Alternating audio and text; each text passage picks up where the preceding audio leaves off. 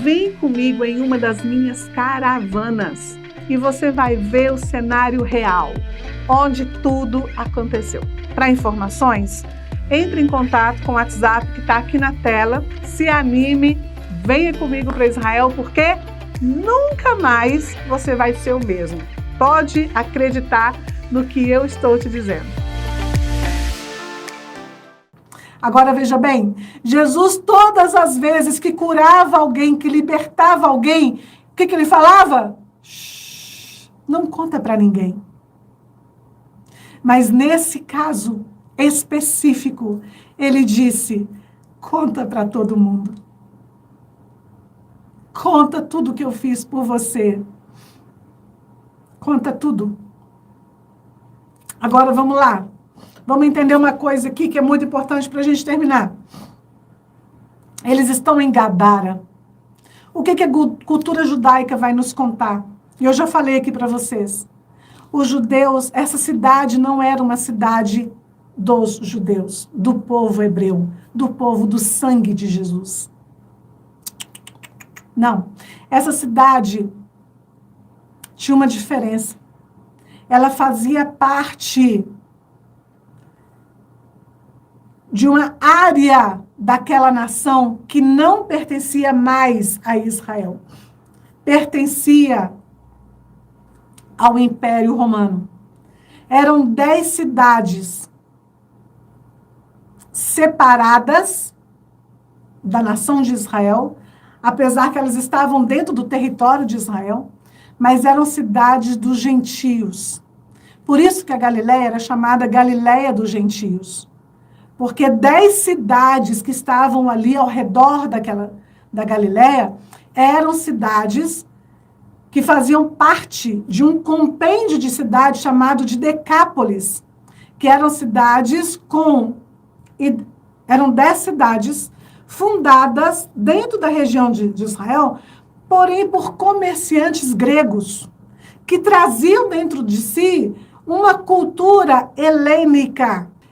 Ali, na cidade de Gadara, essa cidade fazia parte dessas 10 cidades estabelecidas pelos gregos, comerciantes ali. Ali não havia influência da palavra de Deus. Ali não havia judeus, não havia costumes bíblicos, não havia nada. Tudo que havia era influência Era influência grega. E toda a corja de influência de pensamentos helênicos daquela época. Agora veja. Você sabe o que significa o nome Gadara? Significa se mover rápido e sem controle. O nome dessa área, o nome dessa região, o nome dessa cidade, se mover rápido e sem controle. Você sabe uma célula que cresce rápido, que cresce sem controle, o que ela é? Um câncer. Não é? Uma célula que começa a se multiplicar, se movimentar rapidamente e sem controle, ela é um câncer. Agora, olha que interessante. Como é que Jesus chega até Gadara? Atravessando o mar da Galileia. Ele avisa os discípulos. Nós vamos atravessar para aquela região. Por que ele tem que avisar? Porque ele está preparando esses discípulos. Eles não vão estar numa zona de conforto para eles. Ali não é mais a nação deles. Ali já é uma outra região. Já é a Decápolis, com ideia grega, com outros principados e potestades sobre aquele lugar. E olha que interessante, quando ele está atravessando o mar da Galileia para chegar até Gadara, uma grande tempestade que se move rapidamente, sem controle, atinge o barco de Jesus. Sabe por quê? Porque Jesus estava se movendo para o outro lado, para uma região de domínio, de potestades e principados sem controle, que se movem rapidamente. Então a tempestade, ela chega do nada. O importante não é a tempestade que nós vivemos hoje, o importante é o destino para onde Deus está nos levando. E aí aqueles discípulos que estavam indo com Jesus em direção a Gadara, eles entram em pânico. Aqueles homens experimentados, vivenciados, porque eles eram pescadores.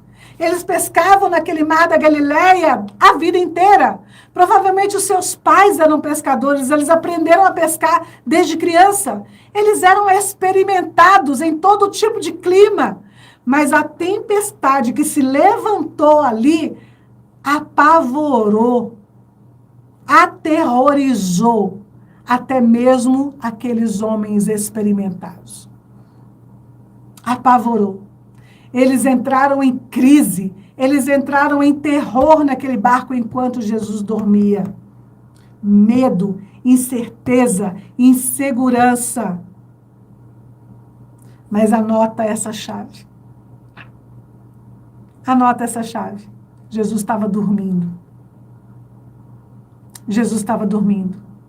Vou dizer uma coisa para vocês. Muitas vezes, Jesus precisa dormir. Se fazer de quem está dormindo, para que nós possamos construir a nossa fé. Para que nós possamos fortalecer a nossa fé. Muitas vezes o mover de Jesus não fala tanto quanto o dormir de Jesus.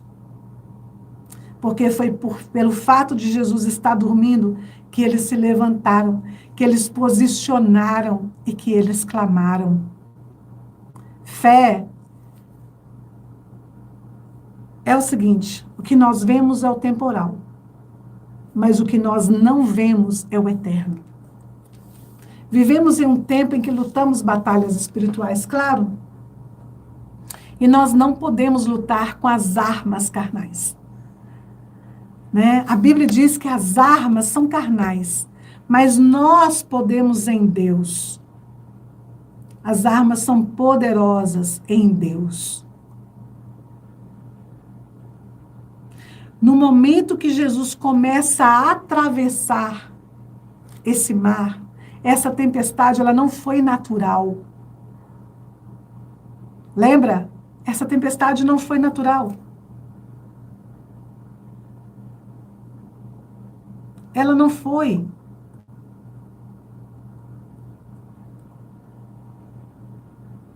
Ela não foi natural. Presta atenção. Quando Deus tem algo para você, o inimigo vai tentar bloquear o seu caminho até o seu destino. Por isso você precisa aprender a discernir o que é natural e o que é espiritual, o que é humano e o que é ataque. Porque quando Deus tem algo para você, o inimigo vai tentar te bloquear de todas as formas que ele puder. Ele vai bloquear o seu caminho. Aquela tempestade não foi algo natural. Não foi. E às vezes a gente acha que as dificuldades, que as lutas, que o enfrentamento é nossa culpa, ou porque a gente fez alguma coisa de errado. Não é não. É o medo de Satanás que você venha até ele e cruze o território dele. Coloca aí para mim, hashtag eu estou atravessando.